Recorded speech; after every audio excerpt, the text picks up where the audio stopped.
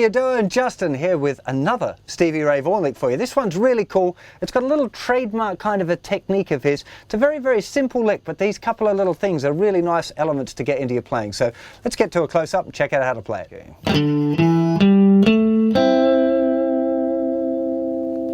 Okay, I'm not going to slow this one down anymore, but let's take out the little at the beginning, because I'll show you that in a close-up of the other hand in a second. So the notes that we're looking at to start off with is 5th fret on the 5th string, 7th fret, then onto the 4th string, 5th fret, 7th fret, and then we've got the 5th fret little bar with the 1st finger covering the 2nd and 3rd strings. Okay, very simple.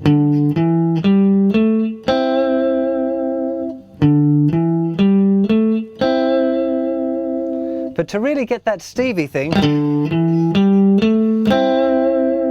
suddenly it sounds so different just adding this. Also, here, just a very small little bend going on with the 1st finger.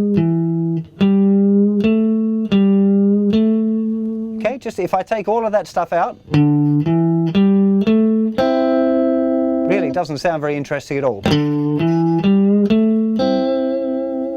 Suddenly it sounds so much different. So we're going to cover this little rake in a second with the other hand, but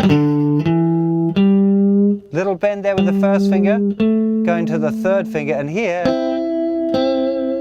it's trying to get this vibrato. It's kind of pulling the 3rd string a little bit more.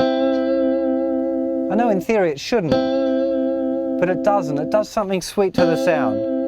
Seems to be pulling it down a little bit and then hooking with the other string. Okay, so really trying to work on that using one finger to play vibrato on 2 strings. Really nice effect. Okay, let's look at that other hand. Okay, it's all about that. Now I'm starting here on the 3rd string with an upstroke, and I'm making sure that the notes are muted with my left hand, so I get this click, click, and then I'm pressing my 1st finger down right at the right moment. Okay, I'm leaving it off, so it could end up being that, but I'm just pressing my 1st finger when I want that note to ring out. And it's a kind of a snap. So what I'm doing to get that is, instead of just picking normally, I'm picking kind of pressing down toward the finger, toward the pick guard. It kind of gives this snapping, like I'm doing that.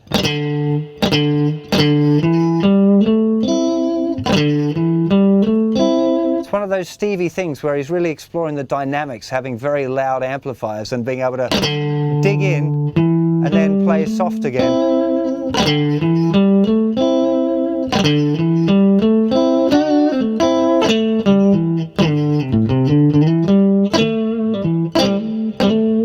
You can really,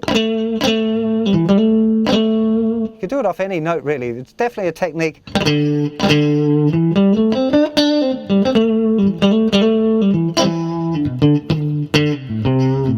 Getting used to being able to dig in. Mute, mute, note, and the note really pops out. Without the pop, it doesn't sound right, does it? It's about doing it hard enough, being solid enough with your muting, so you really get a big bang out on that one note.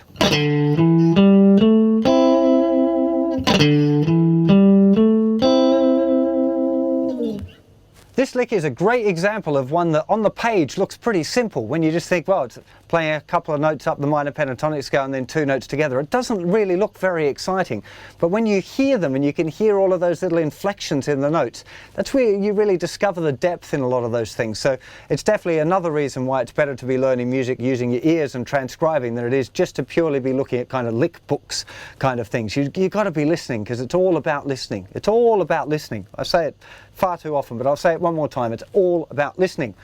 I hope you enjoy this lick, and I'll see you for plenty more very soon. You take care of yourselves. Bye-bye.